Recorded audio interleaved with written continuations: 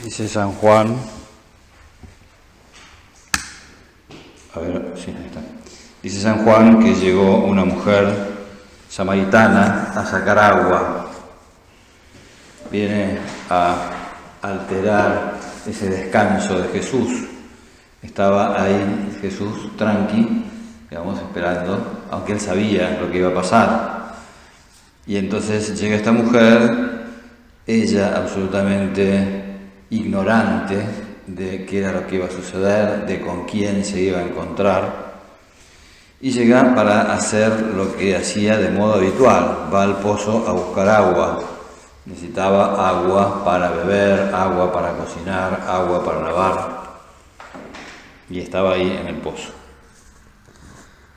Y a mí me divierte el modo en el que Chevreut describe esa llegada, ¿no? ¿Cómo la describe a la samaritana? Dice: mientras Jesús se recupera de su cansancio, una samaritana se dirige hacia el pozo con aire desenvuelto, recogida la túnica con un blanco cinturón de lino. No sé de dónde lo saca, a esto no está. Él se la imagina así. Lleva el cántaro inclinado sobre el hombro y un alegre resonar de brazaletes y collares acompaña sus pasos. No iba revoleando la cartera, pero iba con 2 brazaletes y con 2 collares. Se detiene en silencio mientras sus ojos azules contemplan, extrañados, la serena figura del viajero sentado junto al pozo. Primera sensación de Chan. Acá esto no estaba previsto, este es un extranjero, ¿quién será este sujeto? Desde el primer momento el Señor penetra hasta el fondo de su alma. Dios, Jesús es Dios, ¿no? Ya Él sabe quién es este personaje que se le acerca. Poco después, cuando los discípulos regresen de Sicar, quedarán sorprendidos al encontrar a Jesús hablando con esta mujer. Su porte exterior dejaba fácilmente traslucir lo que era una pecadora. Dice: ¿cuántas veces habrá hecho esta mujer este trayecto? ¿Cuántas veces habrá llegado a este lugar con sus ocupaciones cotidianas? ¿En qué estará pensando? Probablemente en lo que tiene que hacer en su casa. Puede que sienta alguna curiosidad por el aspecto del viajero, pero lo que de ningún modo sospecha es el género de conversación que le aguarda. No se imagina, pobre avecilla, que va a caer en las redes del cazador divino, ¿no? O sea, no se la espera, ¿no? Está ignorante de todo lo que se avecina, ¿no? Bueno, y entonces me divierte mucho esto, ¿no? Y entonces se pregunta Chevreut, ¿no? ¿Cómo estamos nosotros preparados para estos encuentros inesperados? Porque nosotros a lo largo de nuestra existencia también nos encontramos muchas veces con gente que no tenemos previsto que nos vamos a encontrar, a veces con gente que ya más o menos de entrada uno sabe que tiene una dificultad, con gente con la que va a tener una dificultad, gente que está alejada de Dios o gente que es difícil para el diálogo. Yo tengo un amigo que me dice: yo te voy a convertir al politeísmo, así me dice. Entonces yo lo miro y le digo: lo tuyo es un sacerdocio. Me divierte un montón. Entonces, claro, son cosas difíciles porque ya el sujeto este en cuestión no es un niño, ya es un niño de 70 y pico, está pisando casi los 80, o sea, es una persona que ya tiene una trayectoria, ¿no es cierto? Un camino, una historia difícil que cambie, ¿no? Bueno, pero tenemos que estar preparados para ese tipo de cosas porque no sabemos con quién nos vamos a encontrar, no sabemos cuánto qué cosas pueden surgir de ese encuentro, ¿no? Cuántas cosas maravillosas pueden surgir de ese encuentro. Bueno, Jesús podría haber eludido el diálogo, Jesús se podría haber hecho el distraído. La situación era una situación complicada. En aquellas épocas, un diálogo entre un hombre y una mujer a solas era una cosa absolutamente casi pecaminosa. Un diálogo entre un judío y una samaritana era casi una traición a la patria por parte de uno y de otro. Además, Jesús estaba cansado, o sea, podríamos decir, como Jesús se podría haber excusado, no frente a la samaritana, porque la samaritana no tenía ninguna obligación de dirigirle la palabra. Pero Jesús podría haber dicho, bueno, estoy cansado, vengo de predicar, voy a seguir predicando, esta mujer me va a traer complicaciones, chao. Podría haber dicho eso, ¿no?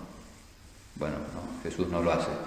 Hay un autor que se llama François Mauriac, que escribe un libro sobre la vida de Jesús, y dice, para salvar a esta mujer, Jesús entró en territorio enemigo. Porque podría haber seguido otro camino, ¿no? Después vamos a ver cómo era la relación entre los judíos y los samaritanos, ¿no? Pero podríamos decir, siguiendo lo que dice este hombre, no me extraña nada, ¿no? Que Jesús actúe de esa manera, porque a él le importa absolutamente todas las personas. A veces uno podría decir, bueno, pero esta persona es una persona muy difícil. A esta persona, como se dice vulgarmente, no le entra bala. ¿Vieron? Hay gente que pareciera tener, podríamos decir, como una especie de piel de elefante. Es decir, gente que es como la piel endurecida, ¿no? Uno le habla de una cosa, no le dice, no le significa nada. Le habla de otra, intenta ir por un camino, por otro. No, a veces incluso hasta gente que se enoja, ¿no? Una de las últimas que pasó fue en el Hospital Austral. Estaba yo de capellán del Hospital Austral, entro a una habitación y entonces el hombre estaba aislado porque estaba con un virus antes del virus actual. No es el único virus que existe, no, hay otros muchos de hace mucho tiempo. Bueno, entonces este hombre había que ponerse, yo me tenía que poner el barbijo, me tenía que poner el camisolín ese, los guantes, o sea. Y le digo, bueno, mientras me disfrazo podemos charlar un rato. Respuesta del paciente, ustedes están siempre disfrazados. ¿Ustedes quiénes? Le digo yo. ¿Nosotros los curas? Sí, me dicen, por supuesto. Bueno, y ahí empezó a tirar toda lo que la gente habitualmente dice acerca de los curas, ¿no? Bueno. Entonces, sí, uno no sabe con quién se va a encontrar.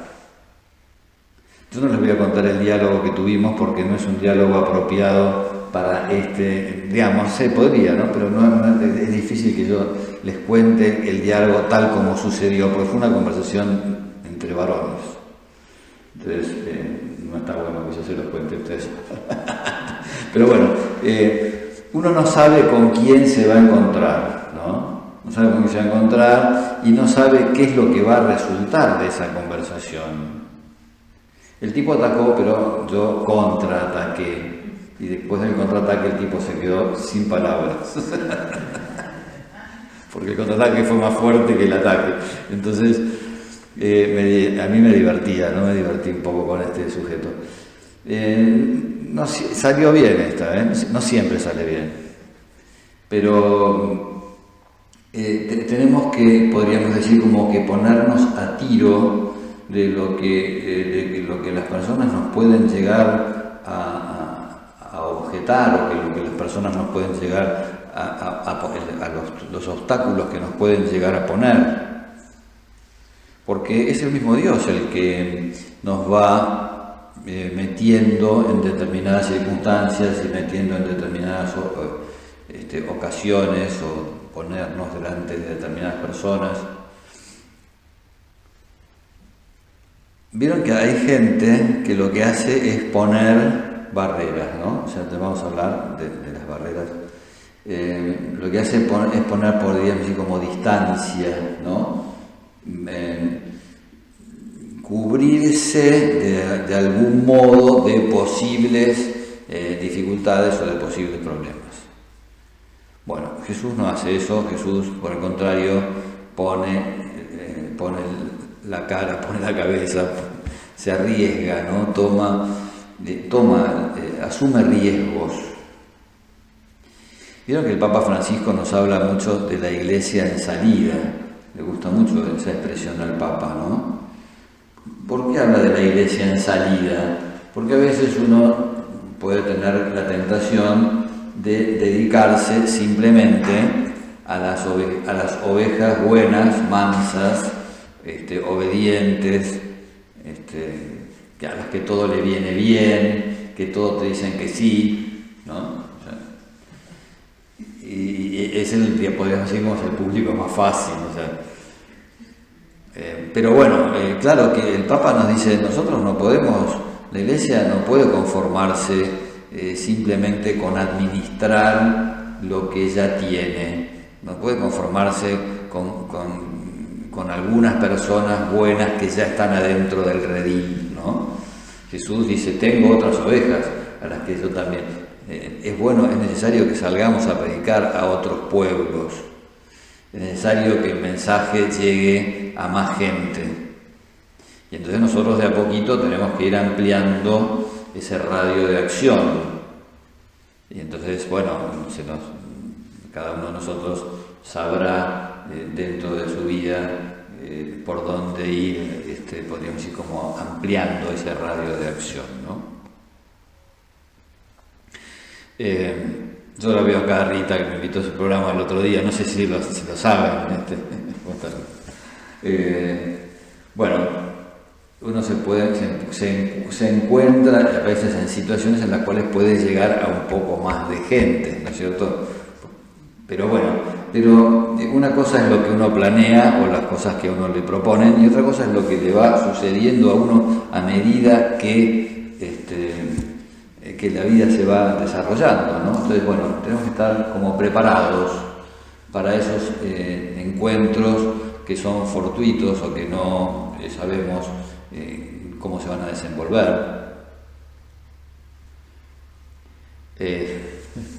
Me viene ahora a la cabeza la historia de don Rodrigo Díaz de Carreras, primer adelantado, según dice Lelutier, dice Rodrigo Díaz de Carreras, hijo de Domingo Díaz de Carreras, Díaz de hipódromo. Bueno, entonces dice, esta es la historia de don Rodrigo Díaz de Carreras, dice, de los acontecimientos, de su andar en las tierras de Indias, dice, de los acontecimientos en los que se vio envuelto y de cómo se desenvolvió. Nosotros nos podemos ver envueltos en cosas no pensadas y tenemos que aprender a desenvolvernos en esas cosas. No, tenemos que estar preparados para este tipo de cosas, ¿no? Y en gran medida la preparación consiste en eso, en saber que Dios también dirige los acontecimientos, que existe ese jugador que está escondido, ¿no? Que pone, que va moviendo, ¿no? los hilos y que nos va dirigiendo en nuestro accionar, ¿no? Bueno, y entonces, ¿qué es lo que hace Jesús? Y Jesús lo que hace es, sabiendo con quién es la persona y cuáles son las dificultades que tiene la persona que tiene enfrente, lo que hace es, podríamos decir, como lanzarse al diálogo, ¿no? Empieza como a bucear adentro de lo que le pasa a aquella mujer.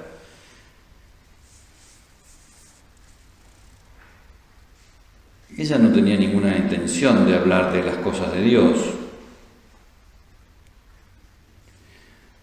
Pero sin duda, en su interior, ya lo vamos a ver a lo largo de la conversación, ella tiene esa apertura.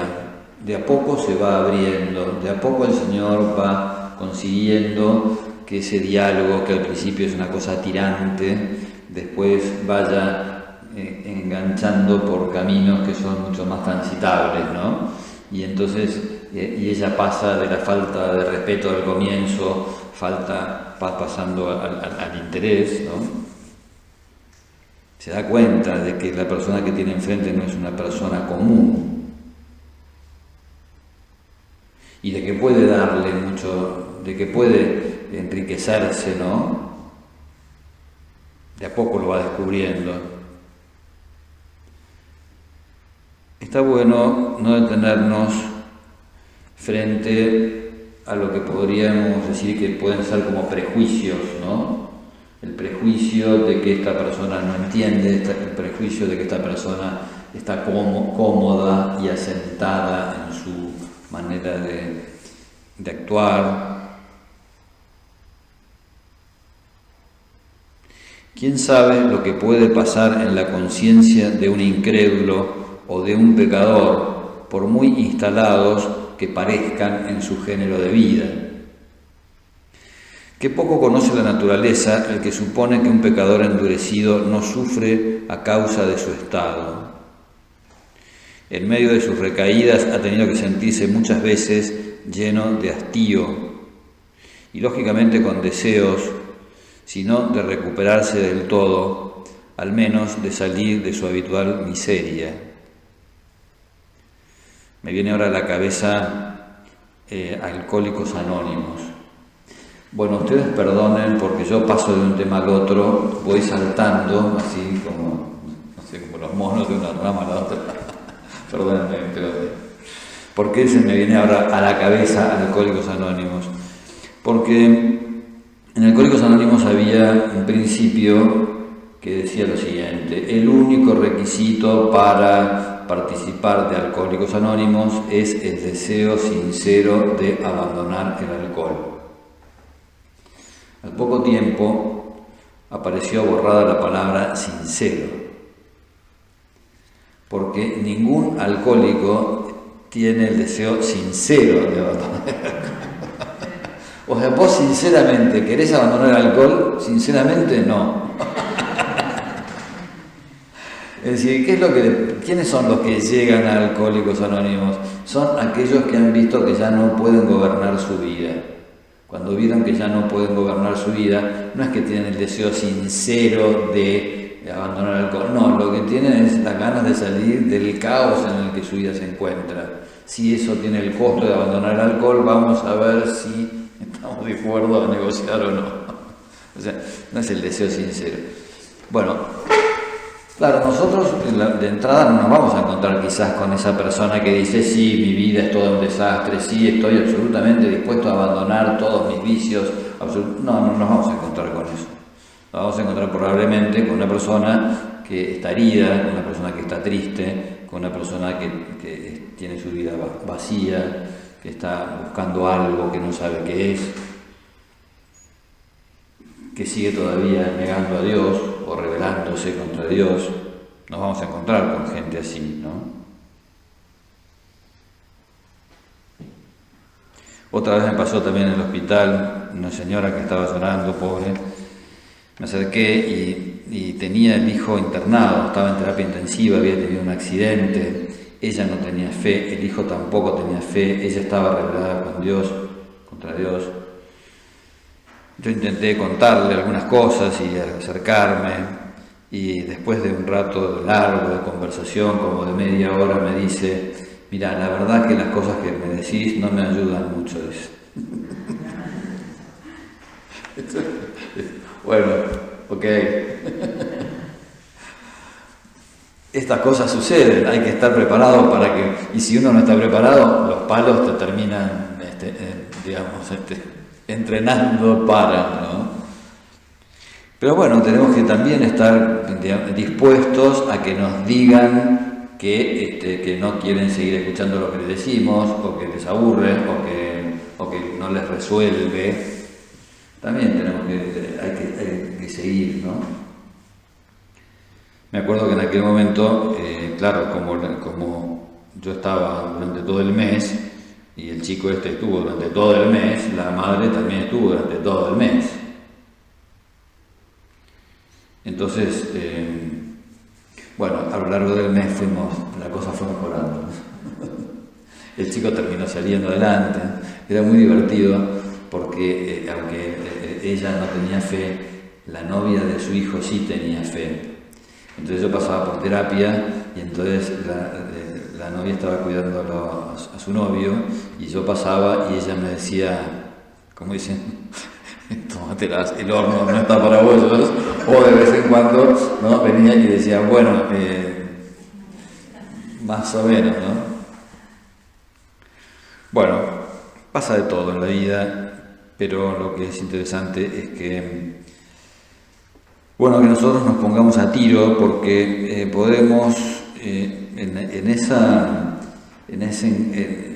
conversación, en esa cercanía, en esa proximidad, la gente termina acercándose a Dios. Nosotros no somos nosotros los que vamos a convertir a los demás, no es nuestra brillantez, no.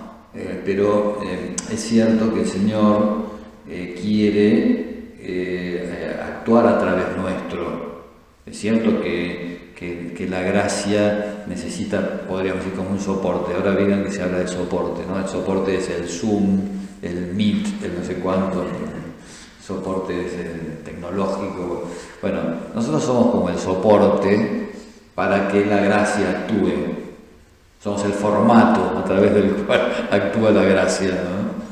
Entonces, está bueno que nos pongamos a tiro para que la gente tenga a quien acudir, ¿no? Esta vida cotidiana, sigue diciendo Chevreul, nos expone a 1000 encuentros, la mayor parte inesperados. La ocasión no puede hallarnos desprevenidos, no podemos dejar escapar las oportunidades que nos ofrece. Hay veces que la conversa viene en la cola del supermercado, ¿no? O en un ascensor, o en un taxi, o en una fiesta, en montones de lugares, ¿no? Jesús, previendo los peligros que nos amenazan, nos aconseja unir la sencillez de la paloma con la prudencia de la serpiente.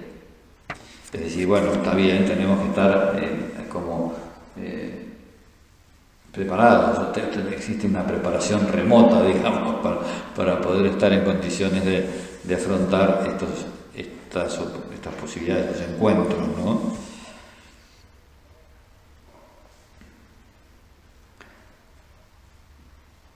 No cerremos nunca, dice nuestra alma, a quien nos abre la suya. De vez en cuando nos vamos a encontrar con gente que nos abre el corazón. Y tampoco está de más que nosotros alguna vez le abramos el corazón nuestro corazón a los demás. Porque una de las maneras de empezar un diálogo, ya lo vamos a ver, cómo empieza Jesús este diálogo, es abriendo el propio corazón, ¿no? Es arriesgándose, porque abrir el propio corazón implica arriesgarse.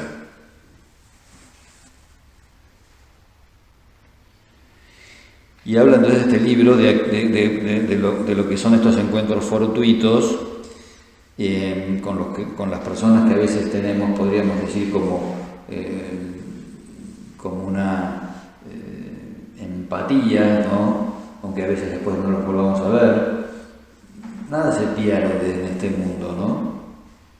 Porque a veces uno dice, bueno, esta persona no le voy a volver a ver nunca más. Y mira, no sabemos cuál es el efecto que puede llegar a suceder como consecuencia de habernos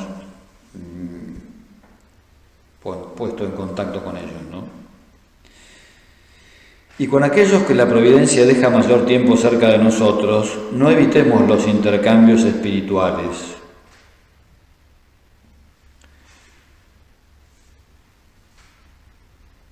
Estos intercambios, dice, nos hacen participar del tesoro de sus ideales y además nos llevan a descubrir en nosotros ideas y aspiraciones de los que nunca habíamos tenido conciencia clara.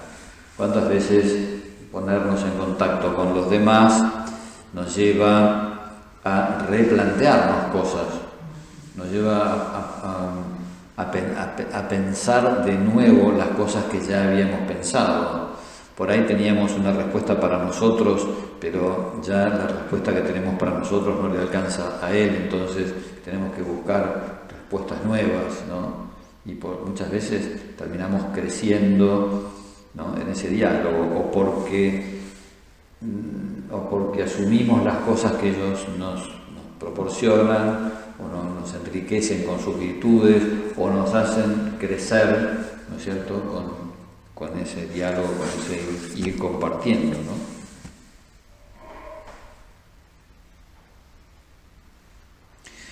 Jesús, agotado de cansancio, tenía perfecto derecho a reposar un poco. Si hubiera guardado silencio ante la samaritana, no nos hubiéramos enterado y su gracia hubiera podido llegarle más tarde.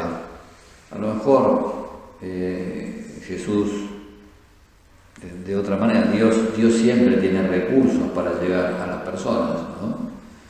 Dios es todopoderoso. Además del encuentro personal, también Él puede, ¿no? Tiene otros caminos.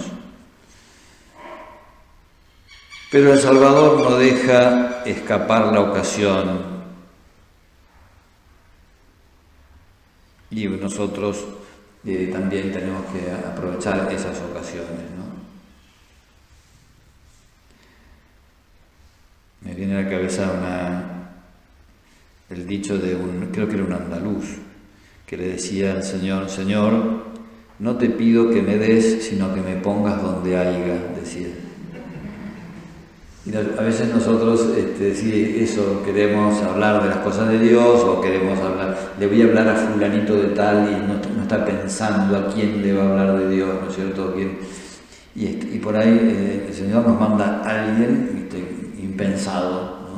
Y quizás la persona en la que nosotros no hemos pensado, quizás esa persona es la que termina siendo un cristiano convencido, o termina siendo un apóstol incluso, ¿no? Como vamos a ver qué es lo que sucede con esta mujer, ¿no?